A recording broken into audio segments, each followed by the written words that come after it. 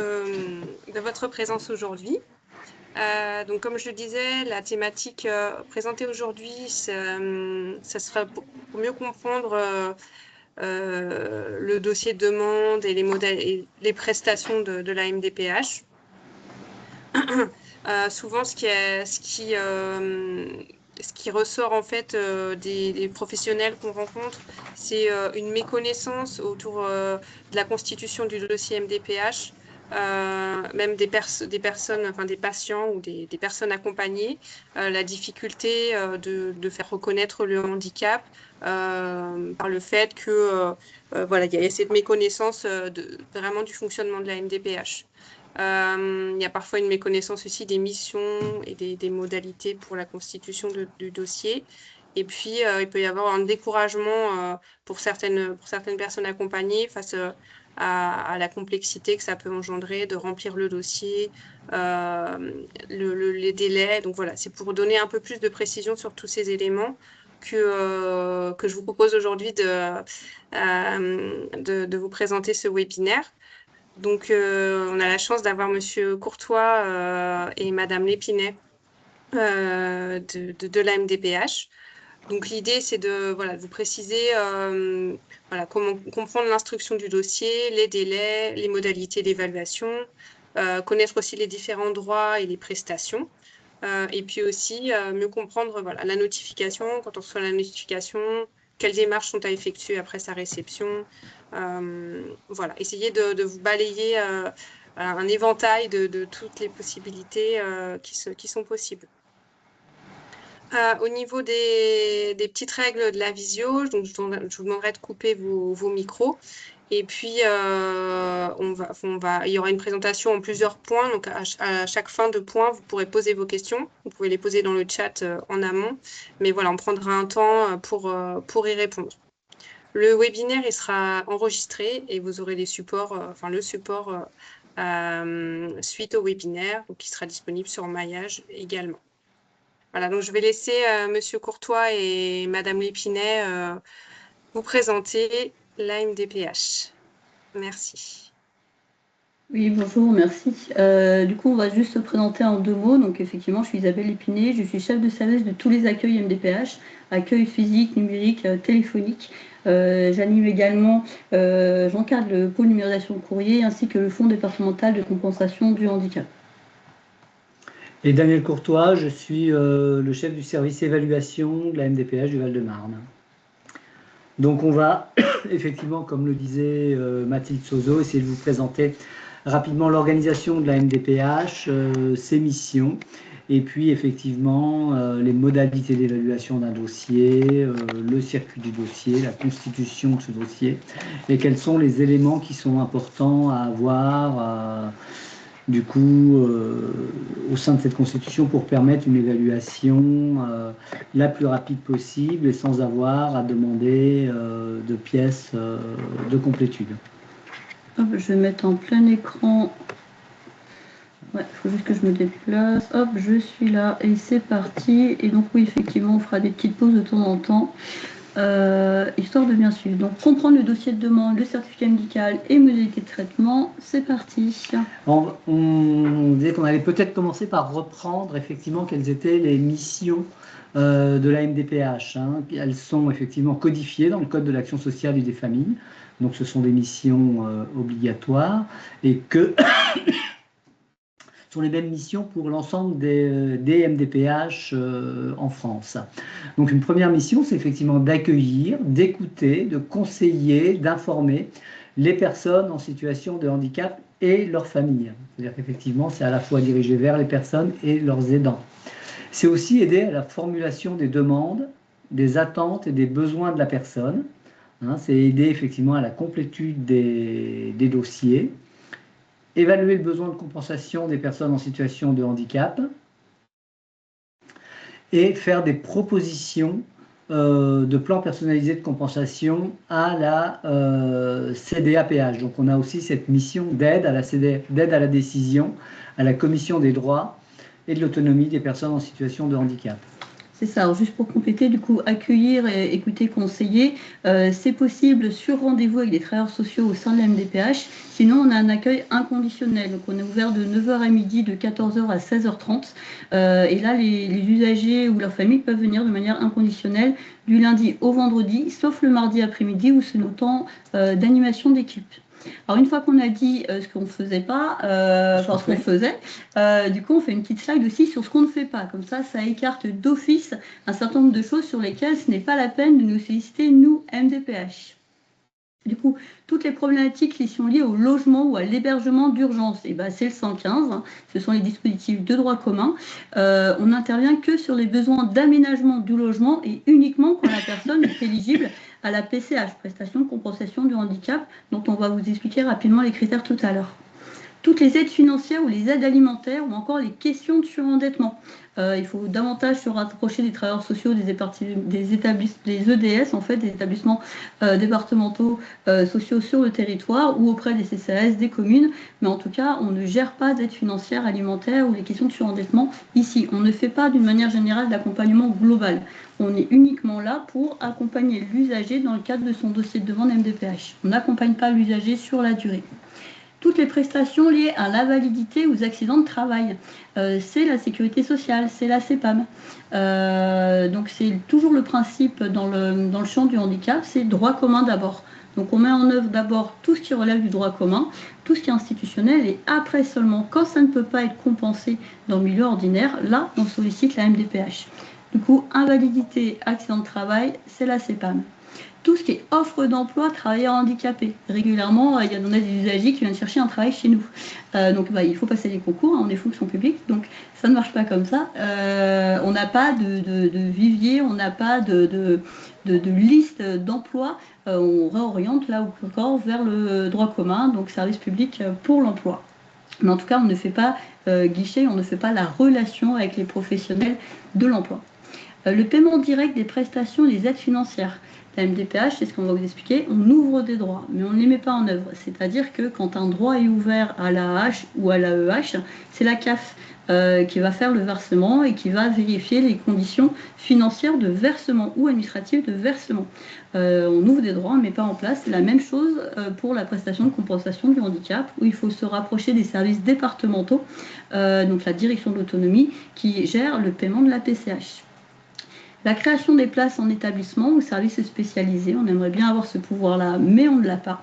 C'est vraiment l'ARS et ou le conseil départemental qui sont compétents pour la création de places.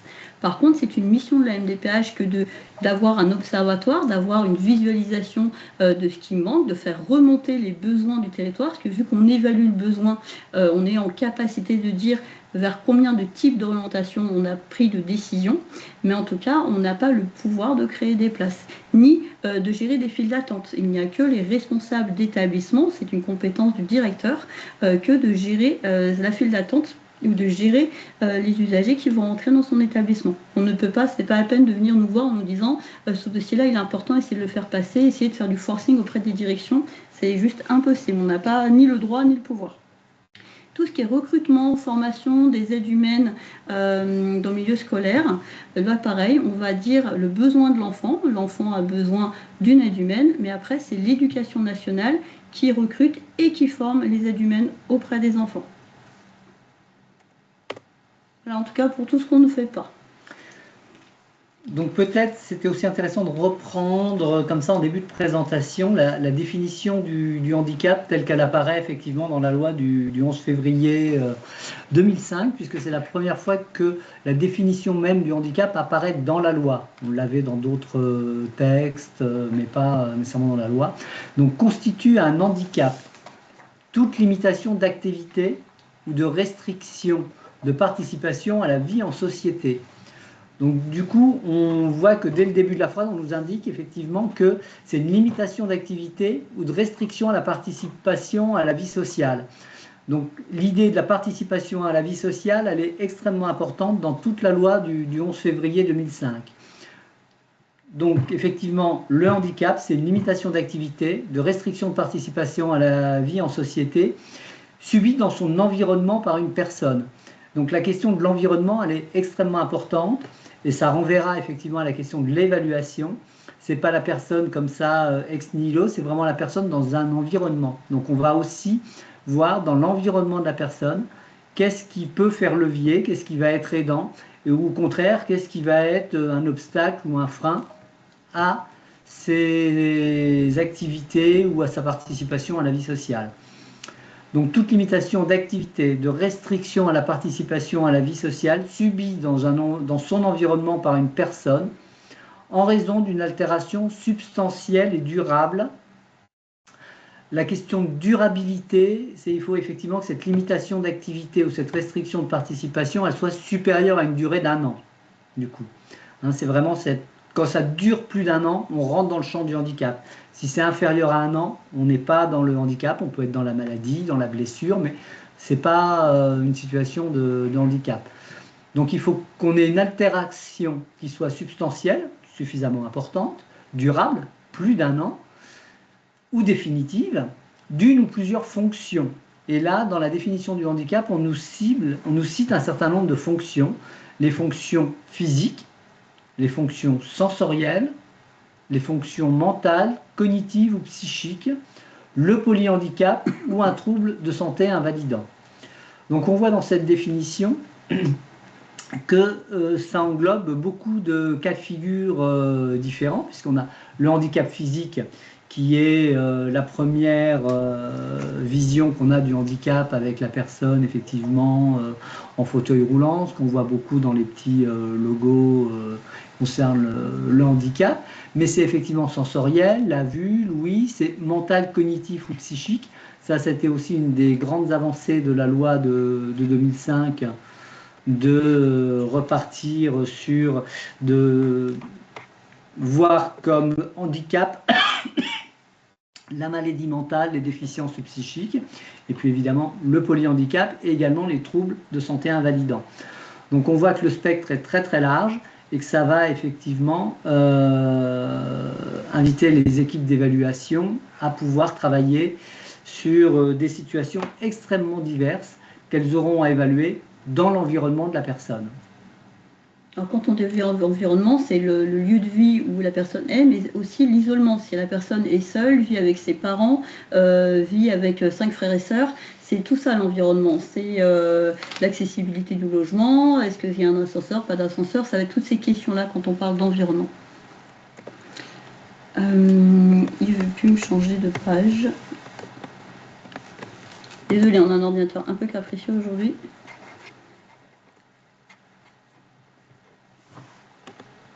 Pas du tout. On est bloqué sur cette page et on ne voit plus. On va y arriver. Est-ce que manuellement on peut cliquer? Oui, c'est bon. Voilà. Non, on n'a pas parlé du tout d'incapacité. C'est bon, stop. Voilà. Donc du coup, pour fixer les principales prestations, on va utiliser ce qu'on appelle le taux d'incapacité. Donc le taux d'incapacité, il se décline en fait entre 3 fourchettes, inférieures à 50%, compris entre 50 et 79%, et supérieur ou égal à 80%. Donc ce taux d'incapacité, il est fixé par l'équipe pluridisciplinaire de la MDPH. Et ce qu'on va regarder effectivement pour fixer ce taux d'incapacité, c'est le retentissement dans la vie quotidienne de la personne. Hein, c'est vraiment ces limitations d'activité dont on parlait là dans la définition du handicap, ou les restrictions à la participation à sa vie sociale. Quelles sont les activités que la personne elle peut faire? Quelles sont les activités qu'elle ne peut pas faire? Comment elle est en capacité d'être en relation dans la société, au travail, à l'école, dans des groupes amicaux, familiaux, etc. Et quelles vont être ses limitations ou ses restrictions. Donc le taux inférieur à 50%, ça veut dire qu'il y a une gêne notable dans la vie sociale et professionnelle et scolaire, mais que malgré cette gêne, la vie sociale et professionnelle est préservée. Et pareil, l'autonomie dans les actes essentiels de la vie quotidienne est préservée. C'est-à-dire il y a une gêne, mais elle n'entrave pas une vie sociale ou professionnelle. Le taux compris entre 50 et 79%, il y a une entrave effectivement notable à la vie sociale. c'est-à-dire qu'il y a de réelles difficultés, par exemple, dans l'insertion professionnelle ou pour conserver un emploi, ou il y a de vrais gènes concernant un enfant sur la scolarité. Par contre, la personne conserve une autonomie pour les actes essentiels de la vie quotidienne, c'est-à-dire elle n'a pas de difficulté pour, par exemple, se déplacer, pour s'alimenter, assurer sa sécurité, s'habiller, se laver. Voilà, ces actes essentiels de la vie quotidienne sont préservés. Par contre, il y a des difficultés dans la vie sociale. Il n'y a pas de contrainte thérapeutique majeure. Par exemple, on va appeler une contrainte thérapeutique majeure, par exemple, une personne qui est en dialyse, qui doit être dialysée 3 fois par semaine. C'est une vraie contrainte thérapeutique. Donc là, il y a une contrainte thérapeutique majeure. Et il n'y a pas d'indication explicite du guide barème. Puisqu'il y a certaines maladies où, lorsqu'elles sont citées dans le guide barème, il y a de fait un taux à 80%. Donc en gros, le taux à 50-79, c'est lorsque les personnes ont une gêne importante dans la vie sociale, il y a un retentissement dans la vie sociale, ce retentissement il est visible, il est mesurable, mais elles conservent une autonomie dans les actes essentiels de la vie quotidienne.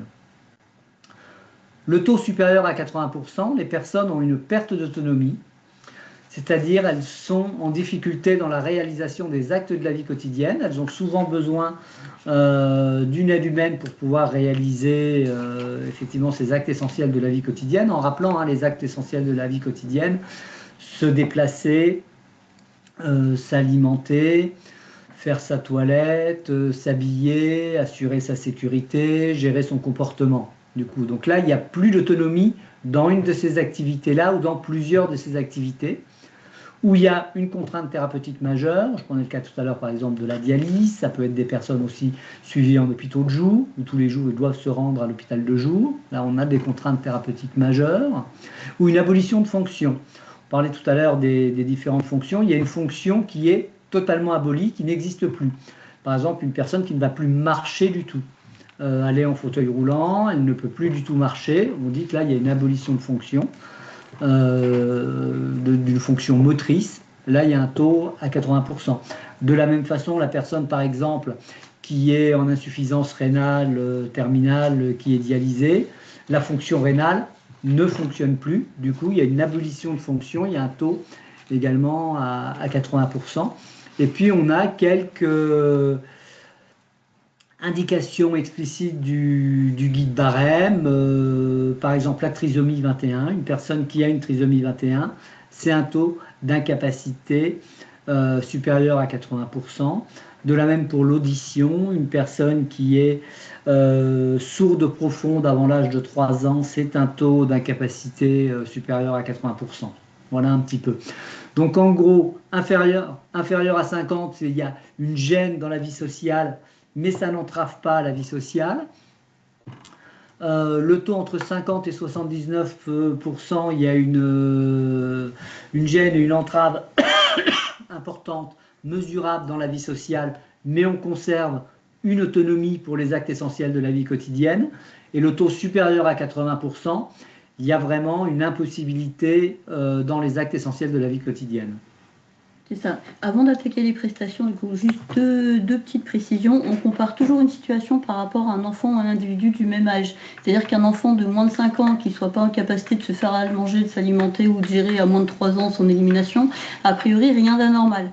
Donc quand c'est surtout des situations enfants, voilà, il faut bien qu'on fasse la part des choses entre l'âge normal de la personne et ses capacités fonctionnelles. Qu'un enfant qui ne peut pas se rendre tout seul à l'école, situation de handicap ou pas de handicap, avant 7-8 ans, ça permet prématuré pour l'emmener tout seul, pour qu'il se rende tout seul sur son lieu de scolarité. Et autre précision, c'est que du coup, l'ensemble de la définition du taux d'incapacité est en lien du coup avec un guide barème qui est codifié, c'est l'annexe 2.4 du Code de l'action sociale et des familles, au sein duquel on retrouve l'ensemble de ces définitions-là. Et le taux d'incapacité n'est pas une prestation en elle-même, c'est un outil pour les évaluateurs. Et du coup, vous allez voir, on va vous présenter les prestations. C'est un outil pour pour la mise en œuvre, l'éligibilité à certaines prestations. Mathilde, est-ce que vous souhaitez qu'on fasse des questions-réponses déjà avant d'attaquer les prestations ? Ouais, Oui, on bah, peut. du coup, je sais pas si on Alors a là, dans le chat, il n'y a pas de questions, mais n'hésitez pas là, si sur la première levé la partie, main. voilà, il y a des questions, vous pouvez lever la main ou mettre un petit Sinon, là, mot. on fait après un petit bloc sur les principales prestations et on s'arrête après les prestations si vous voulez. Là, Pas de petites mains? Non, il n'y a pas de petites Eh mains, ben, donc je vous laisse on continuer. enchaîne. Du coup, les principales prestations, eh bien, on a les aides financières, parmi lesquelles l'une des premières demandées, c'est l'AAH, allocation aux adultes handicapés.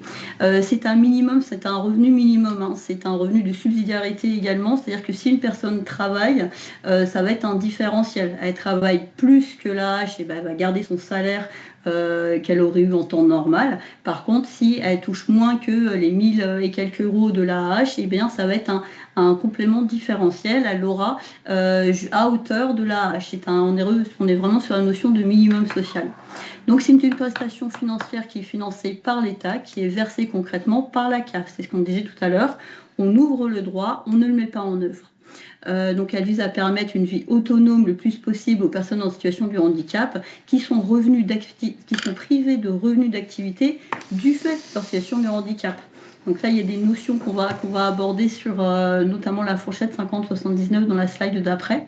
C'est-à-dire que la personne ne peut pas travailler car son taux d'incapacité est supérieur ou égal à 80%. Donc là, elle aura deux droits, l'AAH.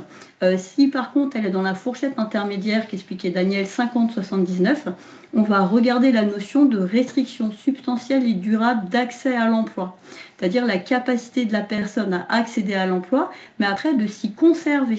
Quelqu'un qui arrive à avoir des entretiens d'embauche, mais qui est régulièrement licencié au bout de 3 semaines, 1 mois, 3 mois, ça veut dire qu'il n'arrive pas à garder soit le rythme, soit qu'il a un problème avec la hiérarchie, avec la sociabilité, avec la fatigabilité. Donc, il n'arrive pas à se maintenir dans l'emploi. Il y a ces deux notions. C'est y accéder et conserver dans l'emploi.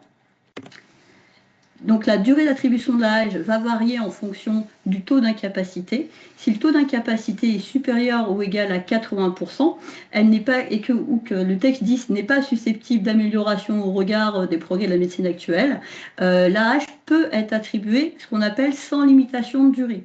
Juridiquement, la notion de droit à vie n'existe pas, c'est-à-dire qu'à chaque redépôt de dossier de demande, l'équipe pluridisciplinaire a la capacité de se repositionner, de redonner déterminer un nouveau taux d'incapacité. C'est pour ça que des fois, des usagers sont très surpris qu'il y ait un baisse de taux d'incapacité. Ce que disait tout à l'heure Daniel, quelqu'un qui est sous dialyse, il aura un taux d'incapacité supérieur à 80%. Il est greffé, c'est-à-dire qu'il n'a plus l'abolition de fonction. Médicalement, il va mieux. Alors c'est très dur parce qu'il a les traitements anti-rejet, il ne va pas retrouver un emploi tout de suite, mais médicalement, au regard du guide barème, il va passer à 50-79. Et c'est là que la notion de restriction substantielle et durable, peut-être que l'année qui suit sa greffe, le traitement anti-rejet et la capacité à se remettre sur le marché du travail font qu'il sera RSDAE, mais à plusieurs années après la greffe, s'il n'y a pas de rejet, si c'est bien toléré, il va de nouveau pouvoir travailler. Donc c'est là qu'intervient la notion de RSDAE. Si le taux d'incapacité est supérieur ou égal à 80%, on peut attribuer du coup l'AAH d'une durée de 1 à 10 ans. De plus en plus, on fait des attributions longues. Quand il y a une attribution courte, c'est-à-dire que l'équipe pluridisciplinaire se pose la question du retour à l'emploi. C'est typiquement des suites opératoires, c'est-à-dire que là, c'est encore un peu fragile. On va faire une détermination un peu courte pour voir ce que ça va donner. Ou quand il y a des mesures d'adaptation dans l'emploi, qu'il y a des aménagements de postes qui sont en cours, et ben on va donner des attributions un peu courtes pour voir ce que ça donne. Est-ce que c'est tenable ou pas tenable sur la durée? Donc des fois, c'est pas une punition quand on donne des durées courtes, c'est qu'on se donne le droit aussi de réviser le dossier. Parce qu'on ne va pas aller sans limitation de durée, on ne le fait que quand la pathologie n'est pas susceptible d'amélioration au regard de la science actuellement. Et quand on donne une fourchette 50-79, là pareil, on ne peut pas faire d'attribution de droit inférieur à 1 an, c'est codifié, minimum de 1 à 5 ans, on va régulièrement être sur du 2, 3, voire 5 ans. Et d'une manière générale, souvent, on va aligner sur les droits en cours, c'est-à-dire que si la personne a une carte et une AH, des fois les dates de fin de droit, on va essayer de les aligner de manière à ce que la personne redépose un dossier de demande pour toutes les prestations, qu'on n'ait pas des prestations comme ça qui se chevauchent, sinon l'usager tous les 1 an, 2 ans, 3 ans, il referait systématiquement des dossiers de demande. c'est pénible pour lui, c'est aussi difficile à absorber pour nous. Du coup, des fois, c'est surprenant. On pouvait avoir un droit ouvert 3 ans d'un côté, 10 ans de l'autre, et on va aligner à chaque fois qu'on réévalue, quand c'est possible, la date de fin de droit. On vous a mis à titre informatif le dernier montant de la hache, mais là on était en avril 24, il était à 1016 €. Je ne crois pas qu'il y ait eu de revallon en octobre, et il faudra surveiller du coup pour généralement c'est au mois d'avril, donc avril 26 à surveiller si le montant remonte. Oui, ce qui n'était pas visiblement prévu dans le projet de loi de finances de la sécurité sociale, là, de revaloriser l'allocation adulte handicapé. L'autre aide financière est la prestation de compensation du handicap. Or, l'esprit de la PCH n'est pas du tout celui de la hache. Comme le disait Isabelle Lepinet, l'esprit de la hache, c'est vraiment un minimum garanti pour une personne qui ne peut pas travailler compte tenu de son handicap. Donc, c'est un revenu minimum garanti. Ça, c'est l'idée de l'allocation adulte handicapé. L'idée de la prestation de compensation du handicap, c'est vraiment de compenser le handicap. C'est-à-dire que les personnes qui sont en situation de handicap vont engager des frais au titre de leur handicap pour pouvoir participer à la vie en société ou faire certaines activités. Et donc l'esprit du législateur de la loi du 11 février 2005 était de dire il faut aider ces personnes à compenser leur handicap et à compenser les frais qu'ils engagent au titre de cette compensation. Du coup, hein. Donc c'est vraiment une évaluation qui est individualisée et une attribution qui est personnalisée. On a des critères d'âge, c'est jusqu'à 60 ans, du coup, 0,60 ans pour la PCH lors d'une première demande. Lorsqu'on est déjà bénéficiaire de la PCH au-delà de 60 ans, on peut en demander le renouvellement, du coup. Pour une première demande, les exceptions après 60 ans, c'est soit pouvoir prouver qu'on était déjà éligible à la prestation avant l'âge de 60 ans, même si on n'avait pas fait la démarche, mais on pouvait en bénéficier. Donc il faut arriver à prouver ça. Soit qu'on est encore en situation d'emploi, du coup, soit qu'on bénéficiait de, j'allais dire, l'ancêtre de la PCH, qu'on appelle l'allocation compensatrice pour tierces personnes, la CTP, qui existait avant 2005, où les personnes donc, qui avaient la CTP peuvent la garder et à tout moment, elles peuvent demander à basculer vers la PCH. Elles ne peuvent pas avoir les deux, mais toutes celles qui ont la CTP peuvent à tout moment demander la PCH. Et puis, depuis le 1er janvier 2023, la PCH a été élargie dans ses critères d'attribution aux personnes ayant un handicap psychique, cognitif, mental ou neurodéveloppemental. Donc, du coup, ça permet d'élargir un petit peu les critères, puisque la PCH, à son origine, a été, je dirais, très critiquée par les associations de personnes en situation de handicap psychique, en particulier l'UNAFAM, qui réclamait depuis de nombreuses années le fait que la PCH puisse être ouverte plus largement aux personnes avec handicap psychique, en disant que la PCH, lorsqu'elle avait été pensée, on le verra après, puisqu'il y a un certain nombre d'activités qu'on ne peut pas faire pour pouvoir être éligible à la PCH, en disant que c'est une prestation qui a été pensée pour le handicap physique. Si par exemple on prend l'activité se laver ou s'alimenter, où on dit que bah oui, la personne elle n'a pas d'entrave physique pour pouvoir se laver ou pouvoir s'alimenter, néanmoins son handicap psychique, sa maladie mentale fait que si on ne la stimule pas, elle n'ira pas se laver, elle n'ira pas se nourrir, et que le résultat est le même, l'activité elle n'est pas faite. Donc voilà, c'est pour ça qu'il y a eu en 2023 là, cette évolution de la PCH avec des nouveaux critères permettant effectivement d'élargir un petit peu les critères d'éligibilité à la PCH pour que les personnes en situation de handicap psychique ou cognitif, mental ou neurodéveloppemental puissent plus facilement bénéficier de cette prestation. Du coup, pour la PCH, en fait, elle permet d'attribuer des aides humaines, c'est-à-dire une personne qui va aider la personne en situation de handicap au quotidien. Alors ça peut être soit un aidant familial, un proche, le mari, la femme, le père, la mère, le fils, la fille, voilà, ça peut être un proche, ce qu'on appelle un aidant familial, ou ça peut être un service d'aide à domicile, un service prestataire, un service d'aide à domicile avec une auxiliaire de vie qui va venir effectivement apporter une aide à la personne.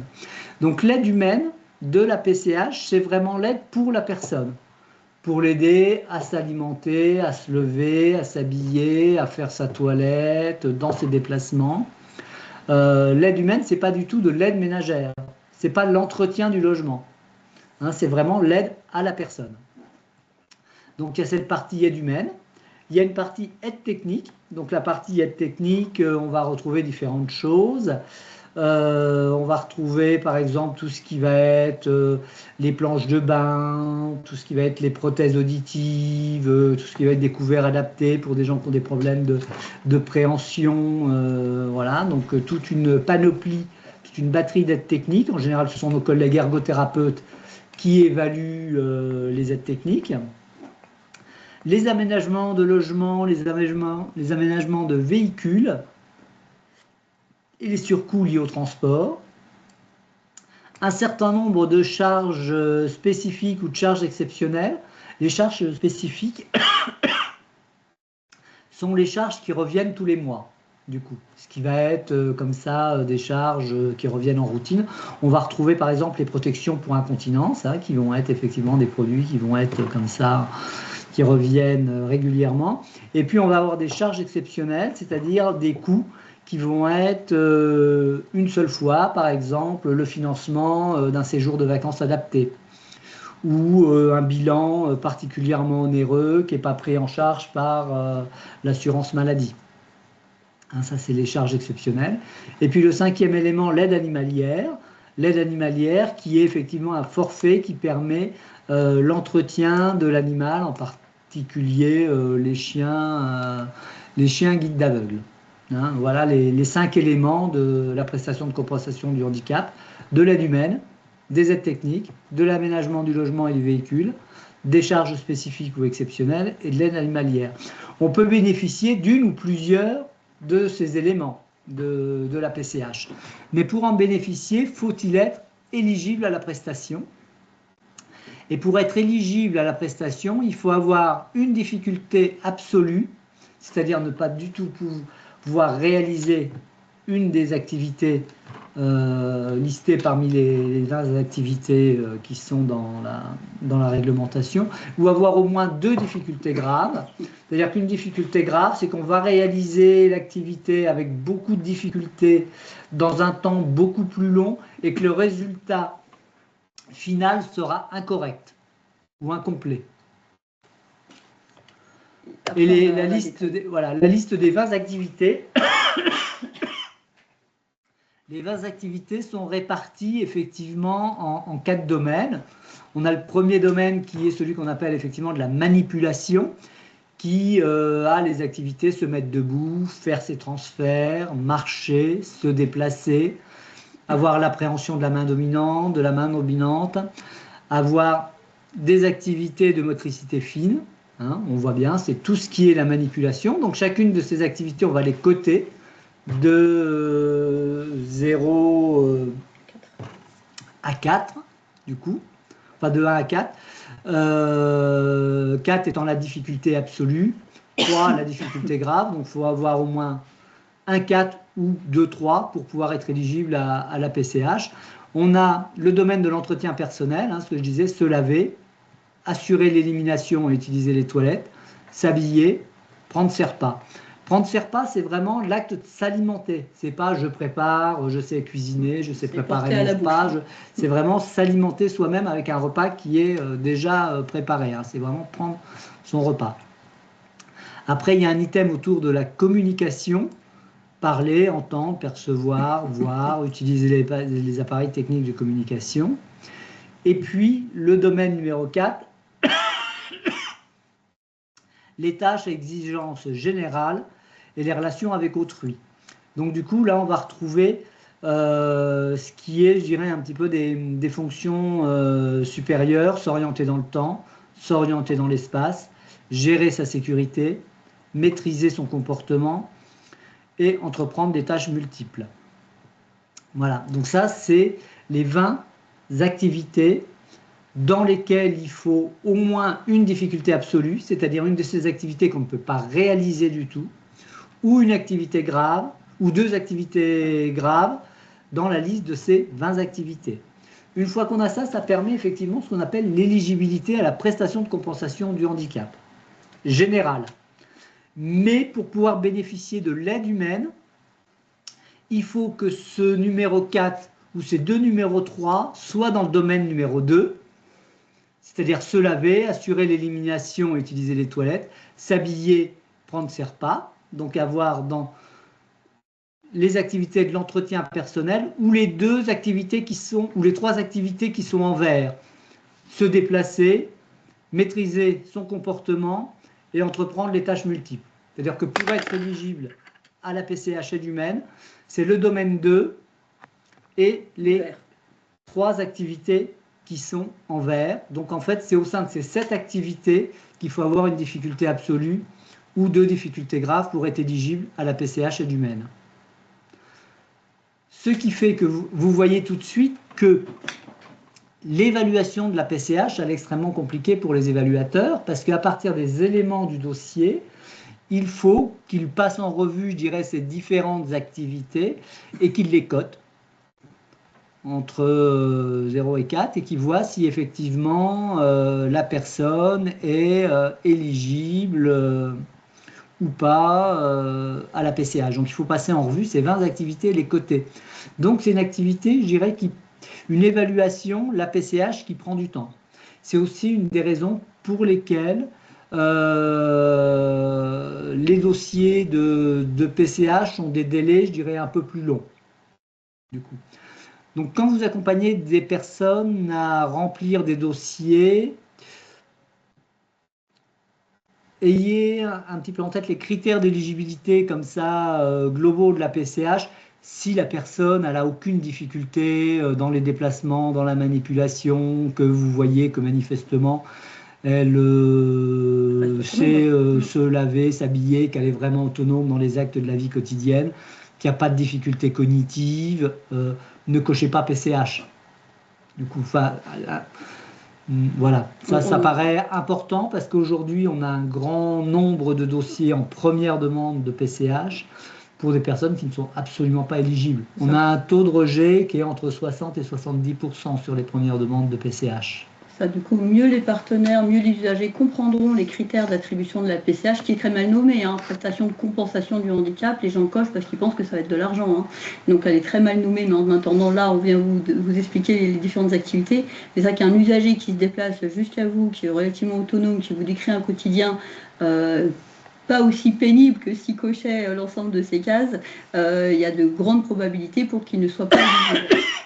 Après, si l'usager insiste pour cocher, c'est son droit, on examinera, on évaluera. Mais c'est vrai qu'on perd beaucoup de temps pour des décisions de rejet.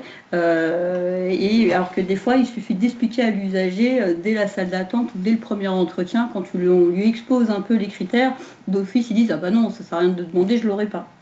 Donc ça permet de désinciter, en tout cas, quand on comprend mieux les critères PCH. Dans les autres aides qui peuvent être mises en place par la MDPH, on a toutes les cartes mobilité, inclusion. Du coup, on a la carte mobilité inclusion avec la mention invalidité. Alors, la mention invalidité, c'est quand on a un taux d'incapacité supérieur ou égal à 80%. Souvent, elle est demandée, elle fait souvent l'objet de recours, parce que 50-79, il n'y a pas beaucoup d'avantages de droit commun, alors que par exemple, la carte invalidité, c'est d'office une demi-part fiscale. Donc, ça ouvre les droits connexes hors MDPH, le fait d'avoir une mention invalidité. Pareil, des fois, il y a des réductions dans les trains ou dans certaines villes. Il peut y avoir à géométrie variable sur le territoire, peut y avoir des spécificités, oui, des avantages en fait en présentant sa carte CMI mention invalidité. Mais le taux d'incapacité doit être supérieur ou égal à 80%.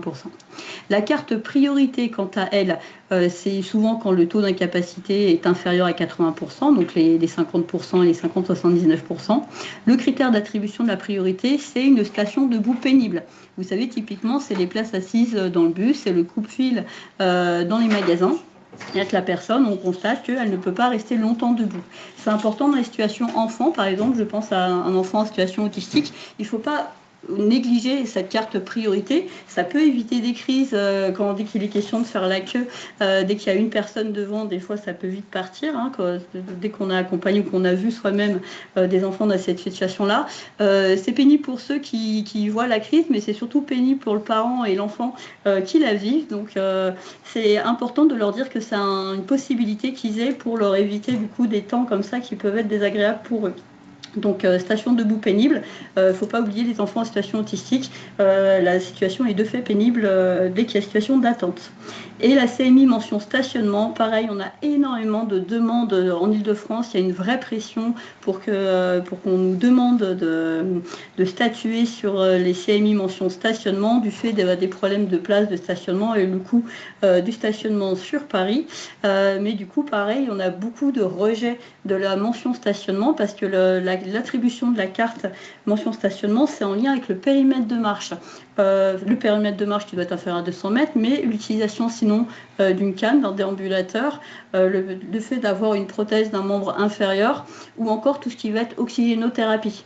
Si on n'est pas dans ces critères-là, si on n'a pas un problème de réduction de périmètre de marche, il n'y a aucune raison pour qu'on ait la mention stationnement. Le fait que ce soit difficile de stationner à Paris ou proche du cinéma ou proche de Carrefour, oui, on le rencontre tous. Les critères d'attribution du stationnement sont vraiment en lien avec cette notion de périmètre de marche. Là, pareil, des enfants en situation de handicap, le fait d'être le plus proche possible, ça peut être un motif d'attribution du stationnement, ce qui a la notion de mise en danger. Moi, je reprends souvent l'exemple de l'autisme, mais c'est pareil. S'il y a 2 fois 2 voies à traverser un boulevard, c'est un coup à ce que le gamin il soit planté au milieu, qu'il veuille ni avancer ni reculer, c'est une voiture devant, une voiture derrière. Le fait qu'il puisse avoir la carte stationnement, enfin que ses parents puissent l'avoir, ça le permet de rapprocher au plus près, ça facilite. Donc il ne faut pas...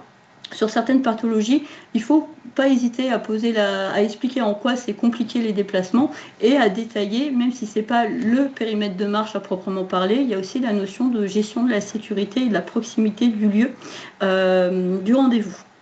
Une autre possibilité automatique de l'attribution de la carte stationnement, c'est quand on est déjà bénéficiaire de l'APA avec un GIR assez conséquent de 1 ou 2.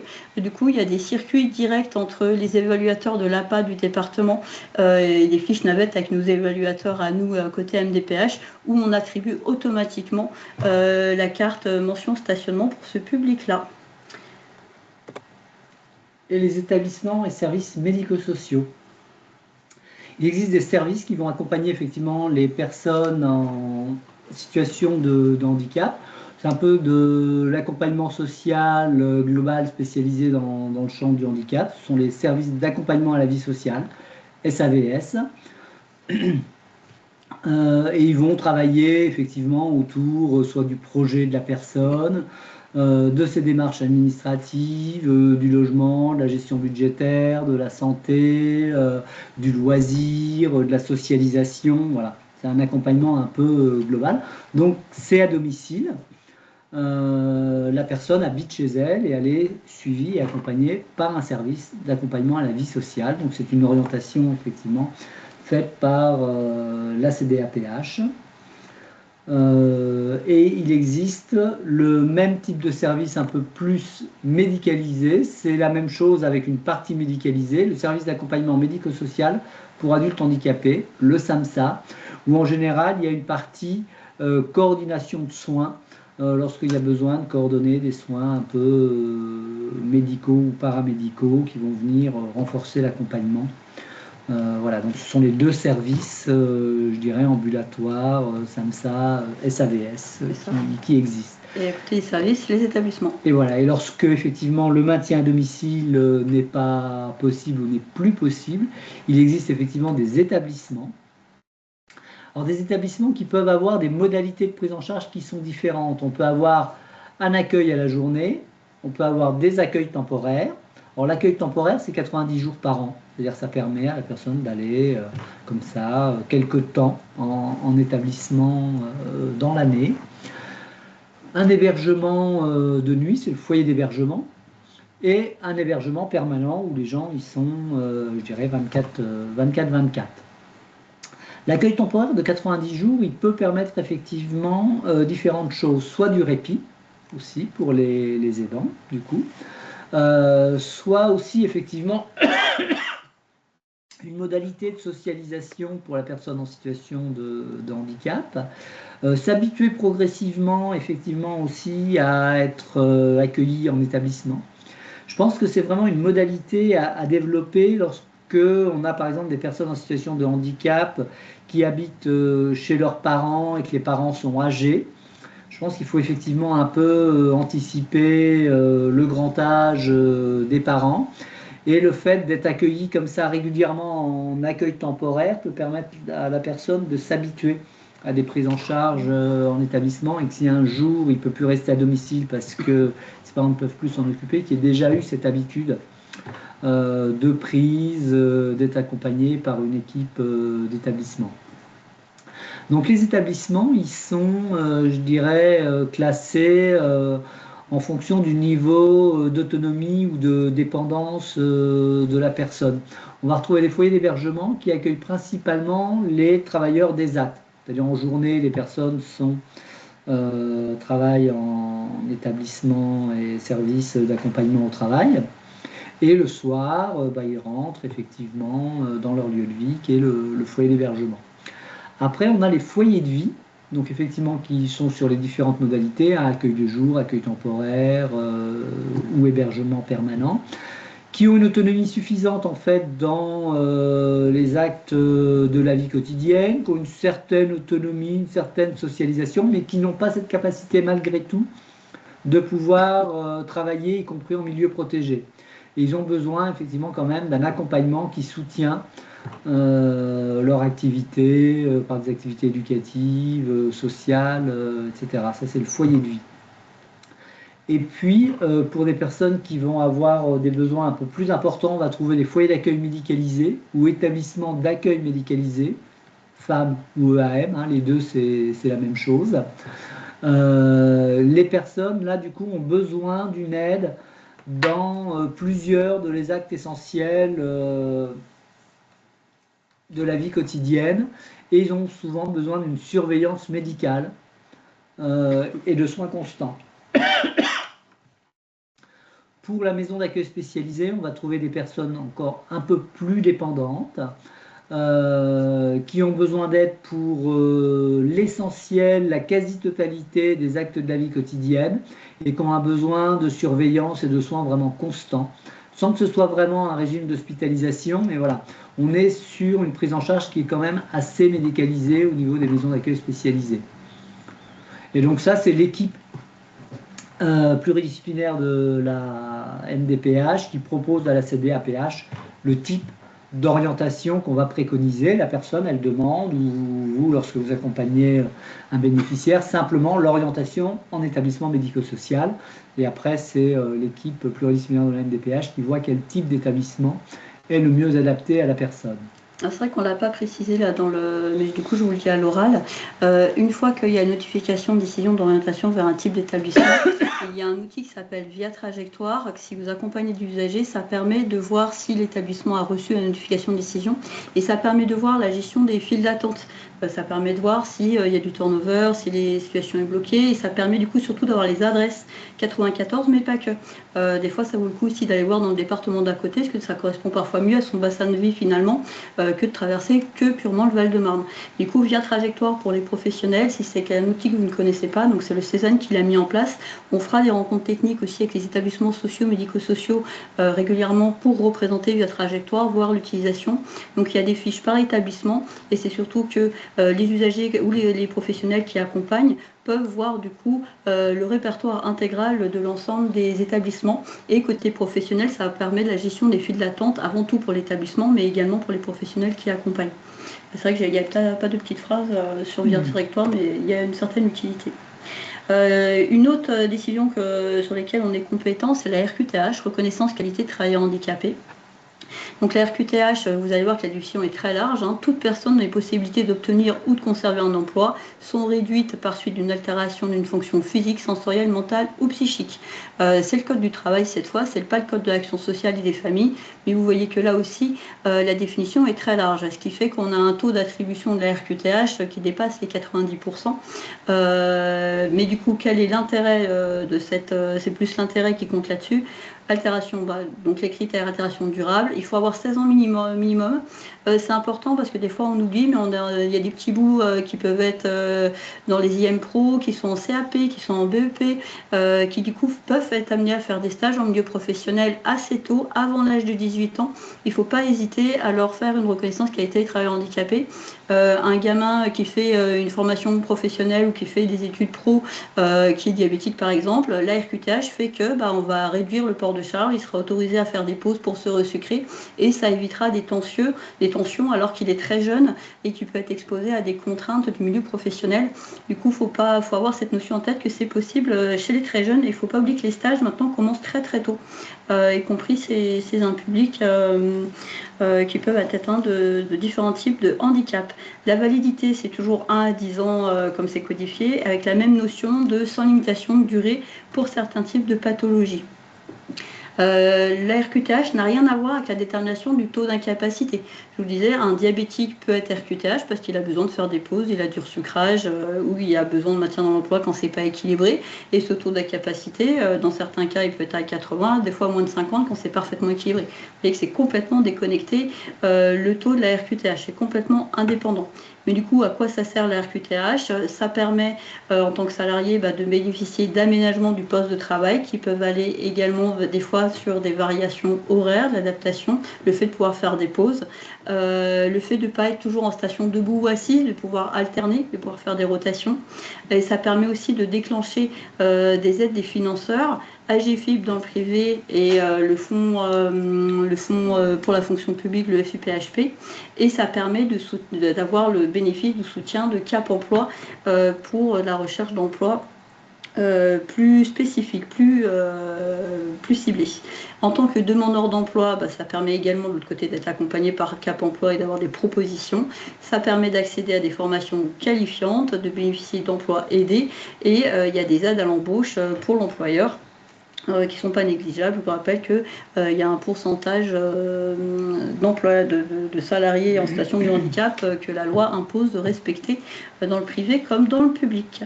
L'usager n'a aucune obligation de montrer sa RQTH à l'employeur. C'est souvent une crainte qu'on a de la part de l'usager. Autant on envoie une notification de décision à l'AH pour mise en œuvre du droit, autant la RQTH, on n'envoie rien au employeur. Donc vraiment là, il faut rassurer les usagers que vous accompagnez. Ça lui appartient, il décide ou non de la mettre en œuvre. S'il est en difficulté au sein de son travail, s'il pense qu'il y a de l'adaptation, c'est à lui de décider ou non s'il veut faire valoir. Souvent, des fois, il ne le dit pas à l'employeur, il va aller voir la personne RH et il le déclenchera, il le fera valoir si besoin. Dans la fonction publique, ça permet de ne pas avoir l'année de stage. Donc il y a des petites spécificités comme ça peut ouvrir des petits droits connexes, notamment pour certains concours ou certaines conditions statutaires. Mais c'est l'usager qui décide ou non de le faire valoir. Les différents types d'orientation. Oui, les différents types d'orientation professionnelle. Donc du coup, on a à la fois des orientations professionnelles en milieu protégé, mais on a également des orientations professionnelles en milieu ordinaire, en particulier des formations en établissement et services de réadaptation professionnelle, les ESRP. Donc les ESRP, ils peuvent proposer effectivement des actions d'évaluation, d'orientation, de formation. Ça va jusqu'aux formations qualifiantes, ça va effectivement de la préorientation, travailler sur le projet professionnel, ça va sur des remises à niveau, maths, français, ça peut être des cours de français et langues étrangères, et ça va jusqu'à effectivement un certain nombre de formations qualifiantes. Donc il y a vraiment toute la palette au niveau des établissements et services de réadaptation professionnelle. C'est vraiment ciblé pour des personnes en situation de handicap qui ont besoin d'une formation pour pouvoir accéder au marché du travail.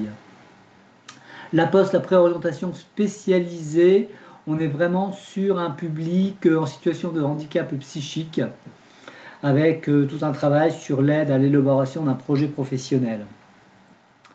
Alors, ce que je pourrais dire sur les formations, établissements et services de réadaptation professionnelle, ce sont des formations qui sont assez longues dans le temps. Donc il faut quand même que les personnes soient suffisamment stabilisées dans leur maladie, surtout en ce qui concerne les maladies psychiques, pour que les personnes puissent tenir la durée de la formation. Parce qu'une fois qu'on a entamé un ESRP, si on l'abandonne, on n'a pas le droit à un deuxième. Voilà, donc du coup, il faut que la personne soit vraiment prête à s'engager dans ce process de formation. C'est souvent un des éléments que regarde assez près l'équipe d'évaluation. Le dispositif d'emploi accompagné, ça touche vraiment des personnes qui sont très très proches de l'emploi en milieu ordinaire, qui ont besoin juste d'un petit coup de pouce pour pouvoir intégrer un emploi. Ou éventuellement à s'y maintenir, du coup. C'est principalement une sorte de job coach, en fait, ce qui permet effectivement d'aider les personnes à intégrer le milieu du travail, à rassurer l'employeur, quelquefois à rassurer aussi l'équipe de travail avec laquelle la personne travaille, à venir avoir un petit peu des points, rassurer tout le monde, etc. Alors c'est un dispositif aujourd'hui qui est assez victime de son succès, je dirais, le dispositif d'emploi accompagné, parce que toutes les personnes qui en bénéficient veulent continuer d'en bénéficier. Les entreprises qui ont des salariés accompagnés par le dispositif d'emploi accompagné préfèrent garder le dispositif, même si tout va bien, au cas où on sait que vous êtes là. Voilà. Donc du coup, c'est un dispositif qui a eu beaucoup d'entrées et très peu de sorties. Donc là, ça commence un petit peu à embouteiller à l'entrée du dispositif. Mais on peut toujours faire des orientations dispositifs emploi accompagné. Hein. C'est vraiment très pertinent dans un certain nombre de situations. Et puis après, on a l'orientation professionnelle en milieu protégé vers les ESAT pour les personnes dont le handicap ne permet pas d'intégrer, en tout cas dans un premier temps, le milieu ordinaire et qui ont besoin vraiment d'un accompagnement médico-social éducatif assez soutenu pour leur permettre d'être en situation de travail. Alors du coup, avant d'attaquer circuit du dossier, si vous avez des questions-réponses, on peut faire sur les prestations. Alors, il y avait une question concernant la PCH. Donc, pouvez-vous expliquer à nouveau la cotation de 2 activités à 3? Peut-être refaire un petit... Voilà. Alors, oui. Tu veux que je revienne sur les items? Donc, pour pouvoir être éligible, le premier temps va être l'éligibilité à la PCH. Alors, du coup, l'éligibilité, c'est le premier paragraphe. Hein. Donc, du coup, voilà. Il faut avoir une difficulté absolue. Pas faire du tout. La difficulté absolue, c'est une activité qu'on ne peut pas du tout réaliser. On ne réalise pas du tout l'activité. Ou alors, au moins 2 difficultés graves. Et une difficulté grave, c'est on va faire l'activité avec beaucoup de difficultés. On va la faire en passant beaucoup plus de temps qu'une personne qui n'est pas en situation de handicap. Et à la fin, le résultat, il ne sera pas correct. Il ne sera pas satisfaisant. Le résultat ne sera pas satisfaisant. Donc, c'est ce qu'on appelle une difficulté grave. Et donc, il faut avoir une difficulté absolue, c'est-à-dire ne pas faire du tout l'activité, ou au moins 2 difficultés graves dans la liste de ces 20 activités. En fait, la cotation 1 à 4, 4, ça veut dire qu'on ne peut pas faire du tout. C'est une cotation interne, c'est vraiment des outils après à nous d'évaluateurs. 1, c'est-à-dire qu'il arrive à le faire. Il y a des difficultés, voilà, sans difficulté. C'est sans difficulté le 1, le 2, c'est difficulté modérée, le 3, c'est difficulté grave, et le 4, c'est difficulté absolue. Voilà, mais ça, c'est vraiment c'est nos grilles internes au sein de l'évaluation. Et après, c'est peut-être pour l'éligibilité à la PCH aide humaine. Donc, en fait, c'est plus restrictif que l'éligibilité à la PCH, c'est encore plus restrictif pour avoir l'aide humaine.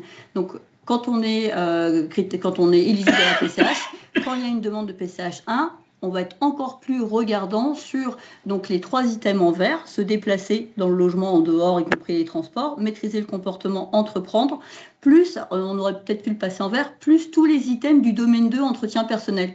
Se laver, assurer l'élimination, ou stabilité en vert, du coup, se laver, assurer l'élimination, s'habiller, prendre ses repas. C'est vraiment les 7 qu'on va regarder pour l'éligibilité PCH aide humaine. Donc il y a 2 choses. Éligibilité PCH, et uniquement pour l'aide humaine, on est encore plus exigeant, on regarde spécifiquement les 7. C'est plus clair comme ça? Je ne sais pas si on a répondu à la question de la dame. En tout cas, elle dit merci, c'est bon. Okay, une autre question, pouvez-vous expliquer la procédure accélérée de demande d'une RQTH auprès du médecin du travail? Oui. Le médecin du travail bénéficie effectivement d'un formulaire médical spécifique qui permet de demander une procédure accélérée de RQTH. La procédure accélérée de RQTH, elle vise en général à pouvoir éviter éviter une inaptitude, permettre en urgence des aménagements de poste, c'est vraiment permettre le maintien dans l'emploi. Donc, il n'y a pas besoin du certificat médical MDPH complet. Il y a juste le certificat médical de la médecine professionnelle. Il est sur une page, du coup. Il est facilement identifiable. Et d'un formulaire de demande de la personne. Il faut que la personne elle fasse son formulaire de demande, son justificatif de domicile et la copie de sa pièce d'identité, et le certificat médical de RQTH accéléré, du coup. Ça, c'est traité dans un circuit tout à fait prioritaire chez nous et on les accorde dans un délai extrêmement court. Par contre, il ne faut pas demander d'autres prestations en même temps parce que comme on n'a pas le certificat médical complet, ça ne nous permet pas d'évaluer par exemple un taux d'incapacité et d'évaluer les autres prestations. C'est uniquement là le certificat médical et souvent, oui, pour le sur la maintien RQTH procédure accélérée, on ne traitera que ça se fera en quelques jours, ça ira très vite et ça permet vraiment un maintien dans l'emploi. Ou du financement, d'adaptation. Merci. Une autre question sur la RQTH. Pouvez-vous réexpliquer les modalités d'utilisation de la RQTH? Certains usagers ne souhaitent pas l'indiquer dans leur recherche d'emploi. Oui, tout à fait. C'est un frein. Oui, la RQTH, vraiment, la personne la reçoit et c'est elle qui voit ce qu'elle en fait. Si elle est demandeuse d'emploi, ça lui permet d'avoir effectivement des conseillers emploi au niveau de France Travail un peu spécialisés, du coup. Elle peut être orientée vers les conseillers emploi de Cap Emploi, du coup, qui est une des équipes spécifiques au sein de France Travail sur l'accompagnement des personnes en situation de handicap. Dans le cadre du travail, lorsque la personne travaille, ça permet effectivement de pouvoir bénéficier d'aménagements de poste, du coup. Ces aménagements de poste, en général, la personne, elle prend rendez-vous avec le médecin du travail et c'est le médecin du travail qui fait des préconisations, du coup. Et la personne, elle peut faire valoir ses préconisations auprès de son employeur. L'avantage pour l'employeur, c'est quand même que lorsqu'il a une société, alors je ne sais plus, c'est plus de 50 salariés, oui, je crois, et qu'il a plus de 6% de personnes ayant une RQTH, il y a des taxes qu'il ne paye pas, du coup. Donc déjà, ça lui fait le dégrèvement sur des taxes parce qu'il emploie des personnes en situation de handicap, premièrement. Et les aménagements de poste peuvent être pris en charge par des organismes, des fonds comme la GFIP ou les FIFPH dans la fonction publique. Ça peut être aussi l'achat de matériel adapté, ça peut être une loupe grossissante, ça peut être l'adaptation, la venue d'un ergonome qui va dire qu'il faut un fauteuil adapté. Le financement sera pris en charge grâce également à l'association de ce fonds et de la RQTH, ce qui ne sera pas possible. Un usager qui arrive parfaitement, enfin un usager, oui, un employé qui arrive parfaitement à se maintenir dans l'emploi sans aménagement de poste, il n'a aucune obligation de montrer sa RQTH. Mais des fois, ça peut être aussi dans le cas d'une réorganisation, ça peut être anxiogène anxiogène pour la personne. Et le fait de montrer qu'il est RQTH à la DRH ou à la médecine professionnelle, il va être un peu moins bousculé peut-être que d'autres ou un peu mieux accompagné par au moins la DRH sur les futurs aménagements ou le futur poste. Donc c'est vraiment à la carte, il y a des usagers qui n'en parlent pas du tout pendant 40 ans et il y en a d'autres qui sont en lien permanent avec la médecine professionnelle ou la DRH pour faire de l'adaptation de poste. Des fois, c'est un traitement qui va être lourd, contraignant ou un changement de traitement. La personne, elle sait qu'elle n'arrive pas à sortir du lit avant 1 heure. Les gestions des transports, c'est l'enfer. Et du coup, ça peut être une arrivée décalée à 9h30, 10h. Ça peut être des aménagements aussi horaires. Après, elle fait ses horaires en décalant sur le soir, mais ça peut être des choses comme ça. Ça peut être aussi la possibilité de faire un peu plus de télétravail. Selon aussi là, les conventions collectives du travail au sein de chaque entreprise. En fait, il n'y a pas de droit connexe listé quelque part. C'est vraiment selon les branches professionnelles, selon les relations avec la RH, la médecine pro et l'employeur.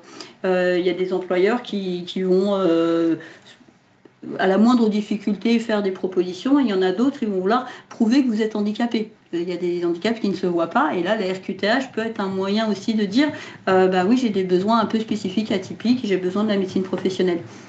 Voilà, donc c'est vraiment à géométrie variable, et il y en a qui n'en ont pas besoin, et il y en a qui sont sans arrêt en train de demander des adaptations, et c'est pas linéaire dans le temps, hein. Des fois, il y a des pathologies qui font que ça va bien pendant 5 ans, et après, ça se dégrade d'un coup, ou au contraire, il y a des gens qui sont dans le handicap, qui après en sortent, et qui n'ont plus du tout et jamais besoin de l'RQTH, et c'est tant mieux.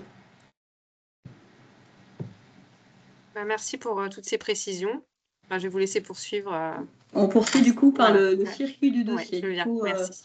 c'est vrai qu'on vous a expliqué tout à l'heure, l'émission de la MDPH, c'est accueillir, informer, orienter, évaluer. Donc, par rapport aux missions réglementaires qui nous sont imposées par le Code d'action sociale et famille, c'est ce qui fait qu'on a une organisation de nos services selon des stades et des temps de traitement bien différents. Du coup, on l'a schématisé là en 4 étapes.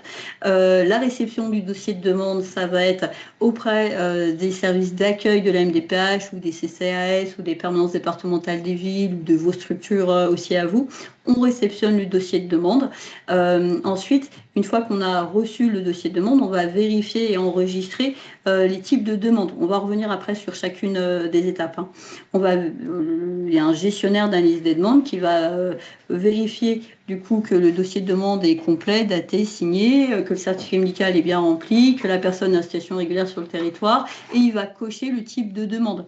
Il va cocher AH, donc c'est vraiment l'étape de sélection des prestations qui sont demandées. On a l'accueil, on a l'instruction. Ensuite, une fois qu'on sait ce qu'on cherche comme renseignement dans le dossier de demande, on passe la main aux équipes d'évaluation dans le secteur de Daniel Courtois, Catherine Nizet. Et là, c'est une équipe pluridisciplinaire, hein. Concrètement, on est 130 à la MDPH et 74 personnes à l'évaluation. C'est vraiment le cœur du réacteur, il est à l'évaluation. C'est eux qui font tout le travail en équipe pluridisciplinaire. Et ils font des propositions. Ce n'est jamais la MDPH qui décide. Le travail d'équipe pluridisciplinaire, c'est de faire des plans, de faire des propositions.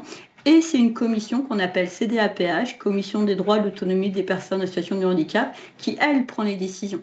Donc, on va revenir vite fait sur chacune de ces étapes.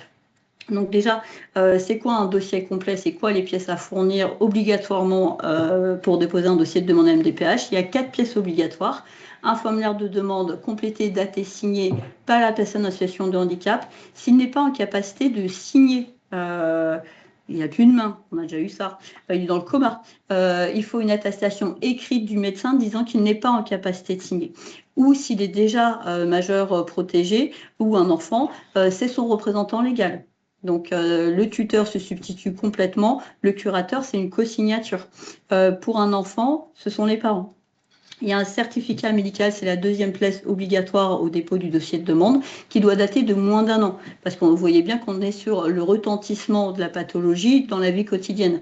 Au-delà d'1 an, c'est compliqué parce qu'on va soit avoir de l'amélioration, soit de l'aggravation, et du coup, ce ne sera plus cohérent au moment où l'évaluateur va regarder le dossier par rapport à la situation de l'usager le jour J de l'évaluation.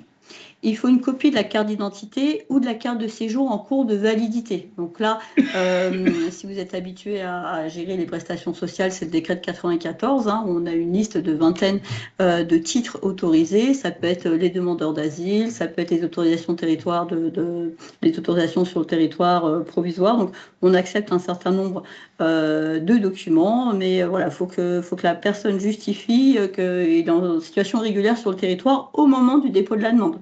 Peut-être qu'il ne le sera plus au moment de l'ouverture du droit. On vous a dit, nous on ouvre le droit, on ne le met pas en œuvre. Le payeur, c'est pour ça que des fois il y a un droit ouvert à la hache, mais qui n'est pas mis en œuvre parce que la situation régulière sur le territoire n'est plus d'actualité le jour du versement. Donc c'est là qu'il faut différencier l'éligibilité à la mise en œuvre. Là pareil, pièce d'identité de l'usager. S'il y a une mesure de tutelle, de curatelle, il faut la joindre. Et quand il y a des parents qui sont en situation de séparation, il nous faut le jugement de séparation. Enfin, ce qui nous intéresse, c'est pas tant ce qui se passe dans leur vie que qui a l'autorité parentale sur l'enfant.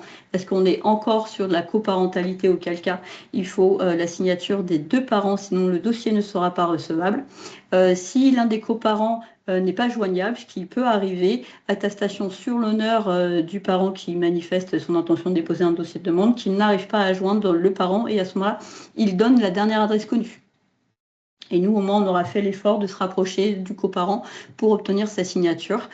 Si on ne l'obtient pas, on ne va pas pénaliser l'enfant sur l'expression des besoins et on va évaluer. Donc, parents séparés, il nous faut le jugement. Et quand vous savez que la séparation est en cours, malheureusement, on va devoir attendre ce que ça donne. Mais du coup, faire au moins nous joindre le document qui dit que, l'avis de dépôt auprès du juge, que nous, on ne perd pas de temps, on peut commencer à évaluer, mais le jour du jugement, ce sera important pour savoir à qui on envoie. Justificatif de domicile de moins de 3 mois, c'est important, vous savez, c'est la notion de domicile de secours, c'est concrètement quel département paye. Voilà, donc il faut résider au moins 3 mois dans un département pour pouvoir déposer un dossier général, enfin n'importe quel dossier d'aide sociale de manière générale. Dans tous les cas, même si nous on numérise l'intégralité des pièces à l'entrée, on conseille toujours à l'usager de garder une photocopie vers lui, parce que régulièrement, au bout de 3 mois, 6 mois, il ne sait plus ce qu'il a demandé. Donc des fois, il ressollicite ou il relance des mails ou il y a une nouvelle demande qui apparaît qui n'avait pas été formulée. Du coup, en tant que professionnel qui a accompagné l'usager, on ne peut que conseiller de le garder une copie de ce qu'il nous demande. Le formulaire de demande, voilà, donc c'est ce qu'on a dit, et effectivement, il doit être daté, signé, et il y a un certain nombre de parties qui doivent être renseignées le plus précisément possible. Toute la partie A sur l'état civil, elle est obligatoire, parce que de toute façon, si on n'a pas l'état civil clair de la personne, on ne pourra pas en faire grand-chose. Il y a une partie B sur les besoins.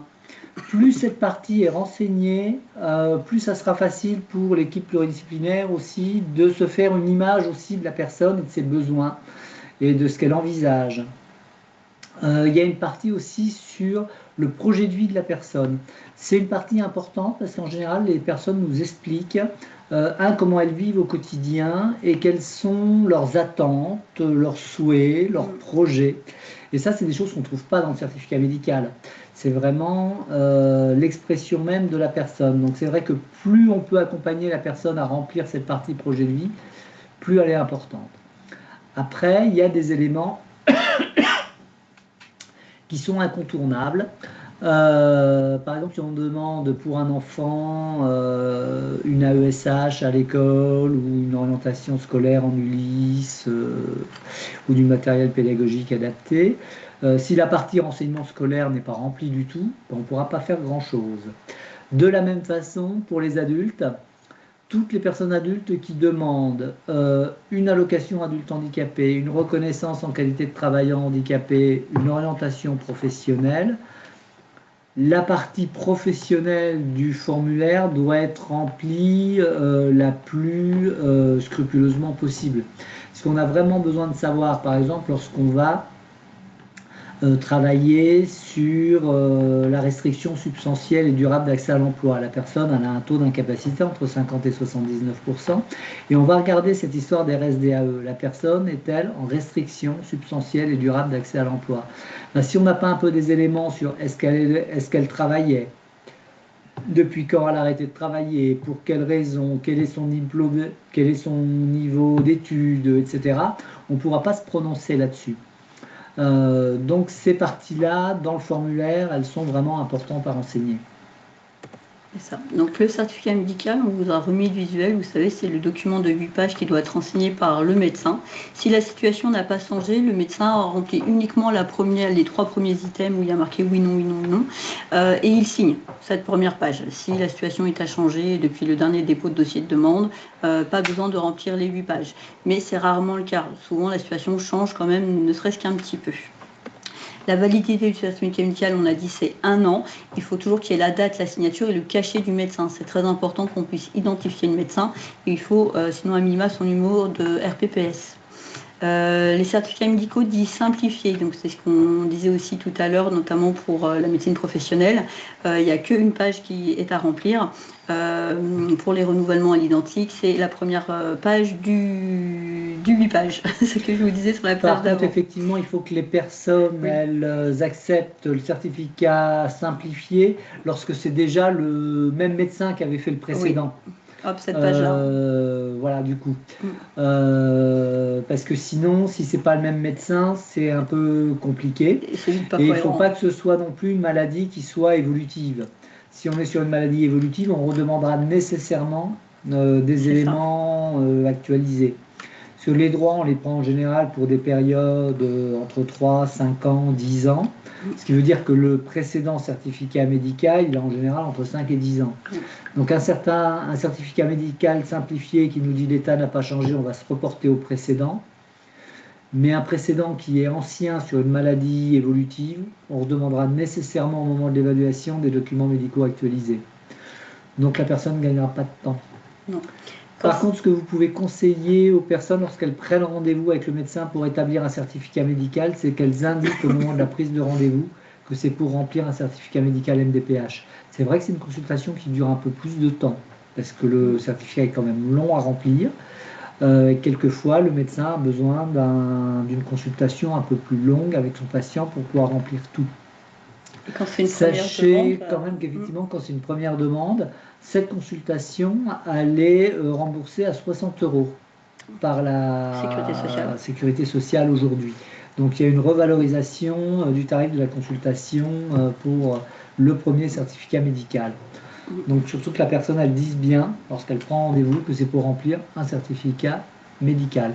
Et c'est vrai que de la même façon, plus il est renseigné, plus il est détaillé, plus ça sera simple pour l'équipe d'évaluation. Ensuite, les questionnaires psychiatriques. On a, voilà, alors le certificat médical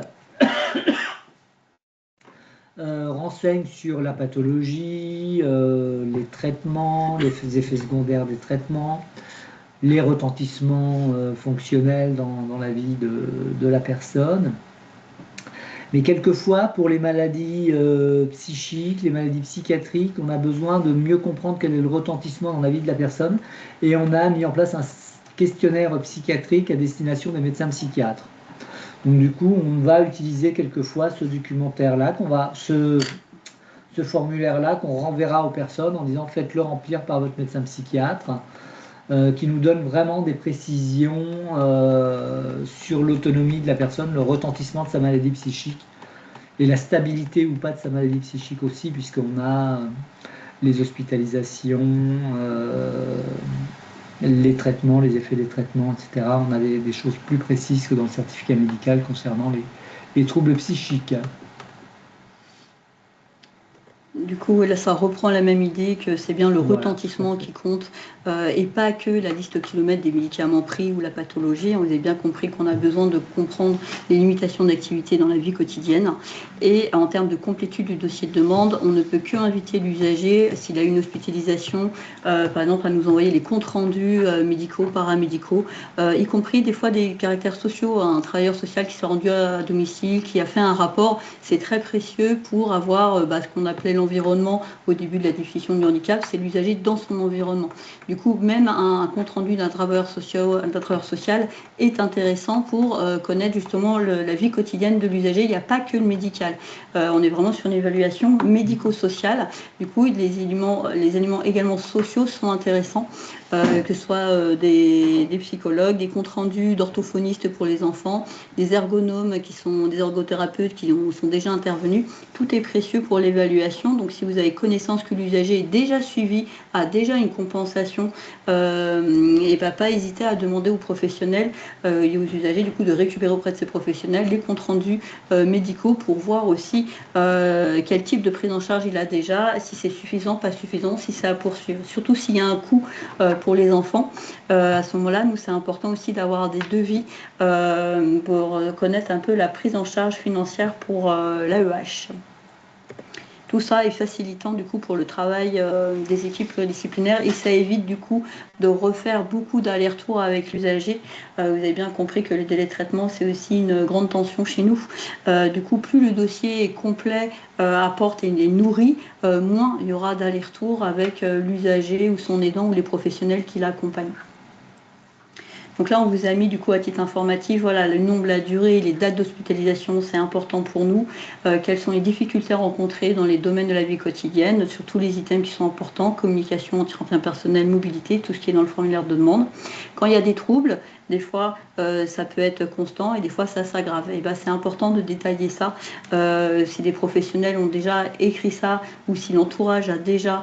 des fois, l'entourage nous dit, bah, là, en ce moment, ça va, mais il y a 3 mois, il était dans tel état. C'est important parce que, notamment sur les troubles psy, ce sont des choses qui peuvent revenir. Et c'est important qu'on ait une vision le plus globale, possible. Du coup, c'est vrai qu'on vous a un peu détaillé tout ce qui était important pour nous en termes de complétude de documents d'évaluation. La durée de validité d'1 an, on vous l'a déjà dit.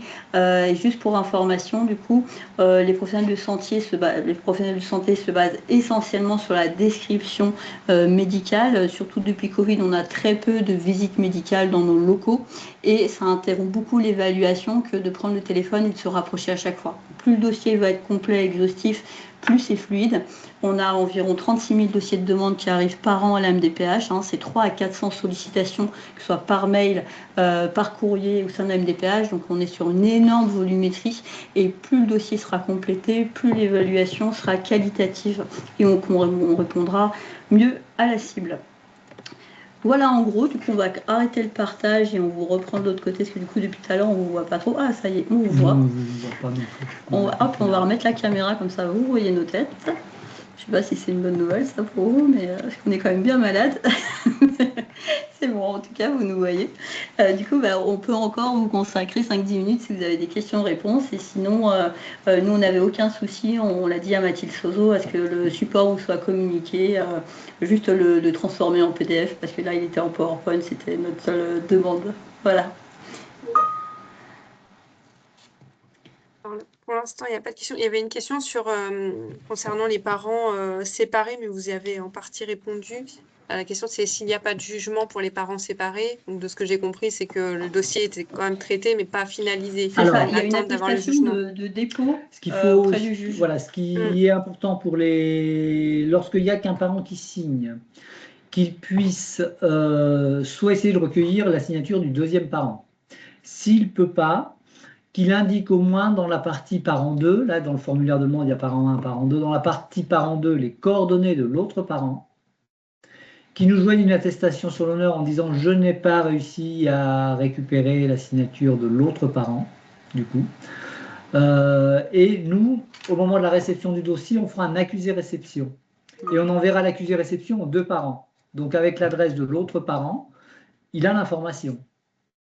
S'il se manifeste, eh ben, on verra ce qu'il nous raconte. S'il ne se manifeste pas, on part du principe de qui ne dit mot consent. S'il n'y a pas d'adresse, vraiment que la personne nous fasse une attestation en disant mais je ne sais pas, je n'ai même pas les coordonnées de l'autre parent, je ne peux pas vous communiquer d'adresse, qu'elle fasse une attestation sur l'honneur dans ce cas-là en indiquant ces éléments-là. C'est vrai que d'une manière générale, on incite quand même pour toutes les questions de parentalité ou pour toutes les questions liées aux jeunes pour l'avenir, il faudra une décision de justice. Donc les séparations à l'amiable qui ne sont pas très claires et qui un an ou deux après ne sont pas si amiables que ça, mais qu'il n'y a pas de bordage juridique, on encourage le parent qui nous sollicite à faire acter les choses quand même devant le juge, ne serait-ce que dans l'intérêt de l'enfant et du parent sur l'ouverture des droits, parce qu'ils vont avoir des problèmes dans toutes les démarches administratives, pas que à la MDPH. Ils vont rencontrer les mêmes problèmes à la CAF, à l'école, partout. Donc, il y a un petit effort de pédagogie auprès des parents qui sont en séparation.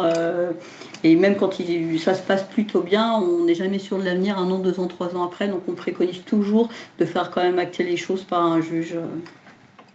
Ok, merci.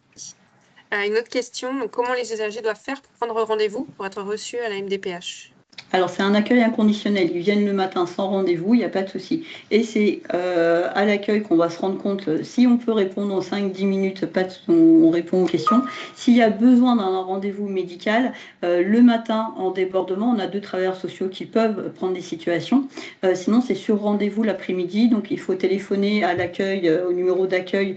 Mais généralement, il y a beaucoup de choses des fois qui peuvent être résolues d'entrée par un agent d'accueil polyvalent, donc il n'y a pas toujours besoin de prendre d'office en rencontre travailleur social. Sinon, on a les permanences départementales des villes. Là, il faut appeler le 39 94. Donc, dans chaque ville, par demi-journée, on a des collègues qui ont été formés par la MDPH qui vont sur le territoire, dans les CCAS ou dans des locaux par les mairies. Et eux, c'est des temps de rendez-vous de 45 minutes. Donc, et au moins, ça évite à l'usager de se déplacer jusqu'à Créteil, parce que ce n'est pas forcément central pour tout le monde. Donc, à l'accueil physique MDPH, si en débordement le matin, sur rendez-vous l'après-midi, il faut écrire sur la boîte rendez-vous-du-6 partenariat@valdemarne.fr pour prendre rendez-vous. Cette adresse-là, on ne la donne pas directement aux usagers, on la donne davantage aux professionnels. Si vous avez déjà eu du coup un contact avec un usager, si vous estimez qu'il y a besoin d'un accompagnement plus spécifique, en tant que professionnel, vous pouvez passer par cette boîte rendez-vous partenariat. Sinon, ce sont nos collègues ici qui vous remplir les agendas. On ne peut pas vous donner l'agenda d'avant, j'ai que 2 travailleurs sociaux actuellement. Du coup, je n'ai pas de visibilité sur l'emploi du temps et ça remplit très vite. Mais du coup, les permanences départementales sur rendez-vous, quand la personne elle sait déjà qu'auprès de sa ville elle peut avoir, ça c'est le 39 94. Sinon les CCAS sont tout à fait capables, ont été formés, accompagnés sur le territoire, ils sont tout à fait à même de remplir des dossiers de demande. Et on a également les espaces autonomie qui sont compétents sur les adultes. Moins sur les enfants, mais tout à fait sur les adultes, ou même les travailleurs sociaux auprès des hôpitaux. Enfin, vraiment, on essaye de former un peu tout le monde à la complétude du dossier de demande. Ça peut aussi être l'écrivain public, ça peut être en mairie, ça peut vraiment être un peu partout. On n'a pas besoin d'un professionnel MDPH pour remplir un dossier de demande MDPH. Oui. Pardon. Je vais juste reprendre l'adresse mail. Alors, rdv-du-6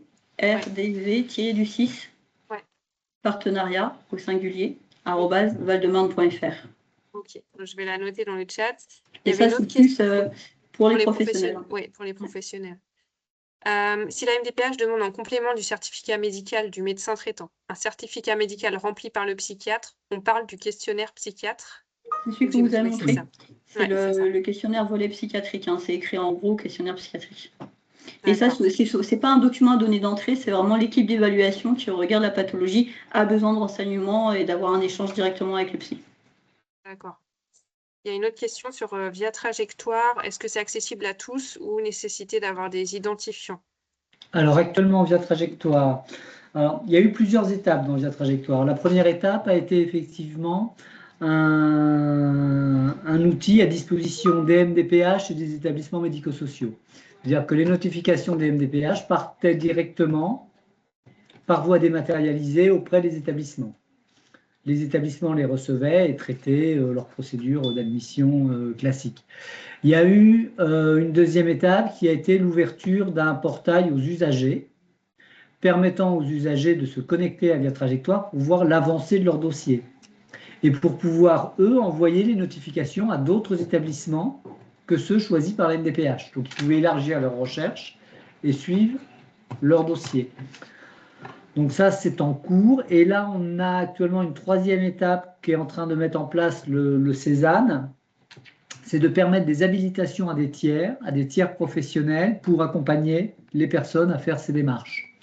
Donc là, pour l'instant, c'est en cours d'étude parce que ça demande à sécuriser quand même suffisamment le portail, les accès, etc. Donc, c'est des choses qui vont se développer. Je pense qu'assez...